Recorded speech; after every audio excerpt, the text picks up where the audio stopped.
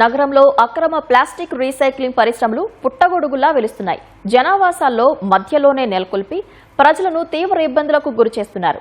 అక్రమ పరిశ్రమలను తొలగించాలని హైకోర్టు ఆదేశాలు జారీ చేసినా ప్రజల ఆరోగ్యాలతో చెలగాటమాడుతూ పదుల సంఖ్యలో కార్ఖానాలు వెలుస్తున్నాయి.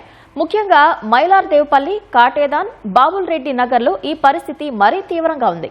పరిశ్రమల నుంచి వెలువడే వ్యర్థాలతో గాలి, నీరు కలుషితమై ప్రజలు తీవ్ర అనారోగ్యానికి గురవుతున్నారు. అసలు అక్కడ పరిశ్రమల్లో ఏం జరుగుతుంది, ప్రజలు ఏం చెబుతున్నారు, ఇప్పుడు చూద్దాం.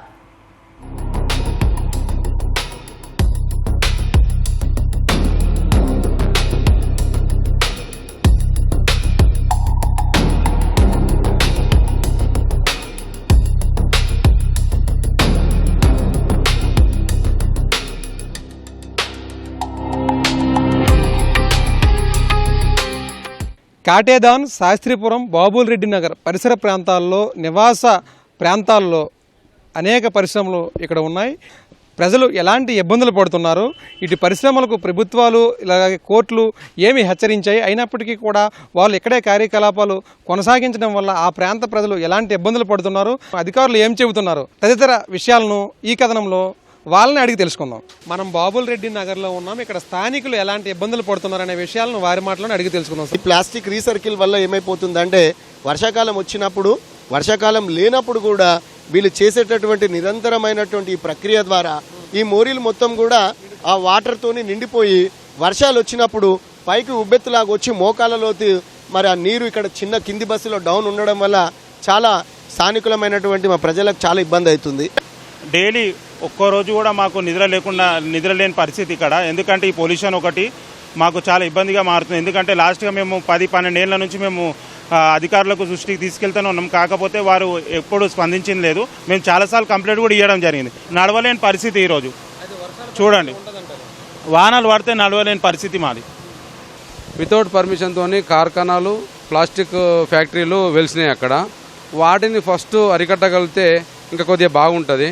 ఎందుకంటే అక్కడ చాలా వరకు ఇండస్ట్రియల్ లేకపోయినా ప్రజలు తీవ్రంగా ఇబ్బంది పడుతున్నారు. ఒక డ్రైనేజ్ వ్యవస్థ కరెక్ట్ లేదు, వేసుకోలేకపోతున్నాము. అయితే ఈ ప్రాంతంలోనే ఈ ఇళ్ల మధ్యలోనే ఈ పరిశ్రమలకు సంబంధించి అలాగే ప్లాస్టిక్ సంబంధించి వ్యర్థాల పరిశ్రమలు ఈ జనావాసాల మధ్యలో ఉంది. ఇక్కడ మొత్తం కూడా రీసైక్లింగ్ చేస్తున్న పరిస్థితి ఉంది. అయితే ఏదైనా షార్ట్ సర్క్యూట్ అవడం కానీ అగ్ని ప్రమాదం జరిగేటప్పుడు ఈ ప్రాంతం అంతా కూడా దట్టంగా కూడా పొగ అల్లుకుని ఆ పొగ ద్వారా వచ్చే స్మెల్ని వీళ్ళు పీల్స్తే వీళ్ళకి కూడా ఏదైనా అనారోగ్య సమస్యలు తలెత్తే అవకాశం ఉంది. అలాగే వర్షాకాలం సీజన్ రానే వచ్చింది కాబట్టి దీనికి సంబంధించి వ్యర్థాలు వీళ్ళు ఎన్ని జాగ్రత్తలు తీసుకున్నప్పటికీ కూడా జనావాసాల మధ్యలో ఉండడం వల్ల మొత్తం కూడా రహదారిపైకి ఈ వ్యర్థాలన్నీ చేరుకోవడంతో ఈ నాళాలన్నీ మూసుకుపోయే ప్రమాదం ఉందని స్థానికులు చెబుతున్న పరిస్థితి ఉంది. అయితే ఈ వర్షాలు పడేటప్పుడు మొత్తం కూడా నాళాలు మూసుకుపోయి వరదంతా కూడా రహదారిపైనే ఉంటుందని, ఈ రహదారిపైన నడిచేటప్పుడు ఆ వాటర్ మొత్తం కూడా డ్రైనేజీ కెమికల్ వాటర్ కూడా కలిసిపోవడం వల్ల స్కిన్ ఎలర్జీ కూడా వచ్చే అవకాశం ఉంటుందని కూడా చెబుతున్నారు. అయితే ఈ పరిశ్రమలు ఇక్కడ నుంచి తొలగించాలని కూడా స్థానికులు చెబుతున్న పరిస్థితి ఉంది. అయితే ఈ పరిశ్రమ అనేది డే అండ్ నైట్ అంటే 24 గంటలు కూడా ఇదే పరిస్థితి ఉండడంతో సౌండ్ పొల్యూషన్ కూడా వచ్చి వాళ్ళకి చాలా డిస్టర్బెన్స్ కూడా ఉందని కూడా స్థానికులు చెబుతున్నారు. ఇక్కడ మాకు వచ్చేసి ప్రధాన సమస్యలు చాలా ఉన్నాయి సార్. రెసిడెన్షియల్ ఏరియాలో తీసేయమని ఎప్పటికెళ్ళో ఆర్డర్ ఉంది, కానీ వాళ్ళ అధికారులను మభ్యపెడుతూ చలామణి చేస్తూ కంపెనీలు నడిపించుకుంటూ పోతున్నారు సార్. వాళ్ళ నుంచి ఆ కంపెనీ నుంచే వచ్చే వ్యర్థాలు పొల్యూషన్ కానీ మాకు వరదలు వచ్చినప్పుడు కనీసం నడవడానికి కూడా వీలు కాదు. డ్రైనేజీలు నిండిపోతాయి. అందులో చిన్నపిల్లలు డ్రైనేజీ మూతలు తొలగించినా తెలియక అందులో పడి దెబ్బలు తాకించుకుంటూ ఉంటారు.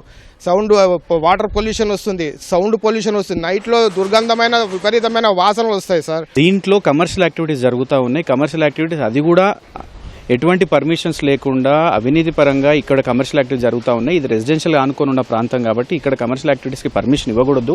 ఇది హౌసింగ్ సొసైటీకి కేటాయించిన భూమి అని చెప్పేసి గతంలో కూడా చాలా మంది కోర్టుకు వెళ్ళడం జరిగింది. ఇండ్ల నివాస ప్రాంతాల కానీ ఇచ్చిన డ్రైనేజ్ వ్యవస్థ వీళ్ళు తీసుకొచ్చి ఈ వాషింగ్ నీళ్లు తీసుకొచ్చి అందులో డ్రైనేజ్లో వదిలేస్తారు. ఆ నీళ్లు పొంగి పొర్లి దాదాపుగా నెలల తరబడి అట్లనే పోతుంటాయి. దాని గురించి పట్టించుకునే నాదుడు లేకుండా ఉండడం జరుగుతున్నది. ఈ గల్లికున్నంత ఇబ్బంది ఏ గల్లికి లేదు. మాకు చేసుకునే పరిస్థితి ఉంటే మీకెందుకు చెప్తాము.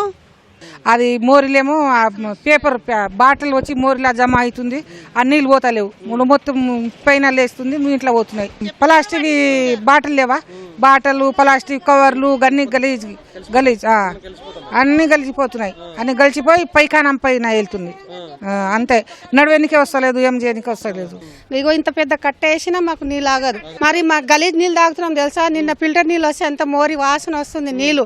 అందుకే కొనుక్కొచ్చి మరీ తాగుతున్నాం మేము నీళ్ళు. అధికారులు కావచ్చు, రాజకీయ నాయకులు కావచ్చు, తమ సమస్యలను పరిష్కరించి తమకు న్యాయం చేయాలని ఇటు మహిళలందరూ కూడా కోరుతున్న పరిస్థితుంది.